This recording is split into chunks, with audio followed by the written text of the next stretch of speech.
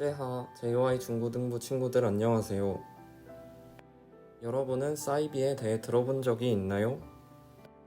오늘은 사이비 종교에 대해 알아보고 더 나아가 그리스도인으로서 건강한 신앙을 가질 수 있는 방법에 대해 알아보아요. 사이비란 겉으로 보기에는 비슷하나 근본적으로는 완전히 다른 가짜라는 뜻으로 사이비 종교는 기성 종교와 비슷하지만 다른 종교를 구분하여 이르는 말이에요.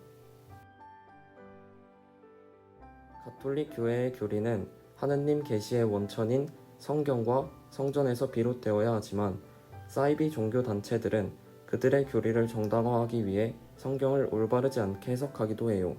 게다가 오직 본인들의 교주가 구원으로 이끌어줄 유일한 존재라고 생각하여 교주를 신격화하기도 하며 또 그들만이 구원받을 선택된 존재라는 것을 부각시켜 종교단체 외의 사람들과 거리를 두게 만들고 결국에는 가족까지도 저버리게 만들고 있죠. 이렇듯 사이비 종교들은 기독교적인 문제를 넘어서서 가정 문제, 사회 문제 등을 일으키기도 해요. 그렇다면 사람들은 왜 사이비 종교에 빠지게 되는 걸까요? 사이비 종교에 관한 얘기를 듣게 되면 어떻게 저런 곳에 빠질 수 있지?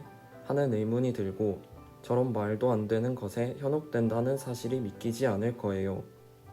사이비 종교는 여러 문제점을 발생시키고 상식적이지 않은 행동들을 요구하는데도 많은 사람들이 현혹되고 있는 것이 현실이에요. 사람들이 정신적으로 힘들거나 내면의 결핍이 있을 때 사이비 종교에 빠지기 쉬워진다고 해요. 만약 가족 간의 갈등이 있거나 친구와의 관계가 좋지 않을 때 누군가가 본인이 가지고 있는 문제를 해결하고 도와주려 한다면 고맙고 큰 힘이 될 거예요. 이런 방법으로 사이비 종교들은 사람들에게 손을 내밀게 되는 것이죠. 사이비 종교에서는 구원을 받을 수 있는 확실한 방법처럼 보이는 것을 제시하기 때문에 더더욱 빠져들기도 해요. 그 결과 사이비 종교에 깊이 빠져있는 사람들은 왜곡된 진실을 외면하고 그 종교에 더욱 사로잡혀 버려요. 우리가 믿는 종교에 대한 확신이 없고 교리를 잘 모르다 보면 충분히 가능성 있는 이야기죠. 그렇다면 우리가 그리스도인으로서 건강한 신앙을 가지기 위해 어떻게 해야 하는지 알아볼까요? 가톨릭 신앙을 잘 지켜나가기 위해서 우리는 예수님의 삶과 죽음을 기억하며 하느님의 구원이 어떻게 이루어졌는지 바라보는 것이 필요해요. 또 나의 신앙을 지키기 위해 우리가 믿고 있는 하느님이 어떤 분인지 제대로 알고 그분의 가르침을 배워서 따르려는 노력을 해야 해요. 하느님을 알기 위한 좋은 방법 중 하나는 성경을 가까이 접하는 것인데 단순히 성경만 읽는 것이 아니라 성경을 읽으며 그 안에 담긴 주님의 말씀에 귀 기울이려고 노력하는 것이 필요해요.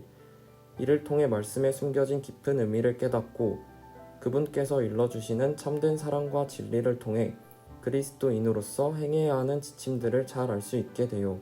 더 나아가 안다는 것에 그치지 않고 말씀의 실천을 통해 확고한 신앙을 다져가고 인생을 살아가는 올바른 길을 하느님 안에서 찾는 것이 중요하답니다. 이와 관련된 성경 말씀을 함께 읽어보아요. 너희는 속는 일이 없도록 조심하여라. 많은 사람이 내 이름으로 와서 내가 그리스도다, 또 때가 가까웠다 하고 말할 것이다. 그들 뒤를 따라가지 마라. 어떠한 적대자도 맞서거나 반박할 수 없는 언변과 지혜를 내가 너희에게 주겠다. 너희는 인내로써 생명을 얻어라.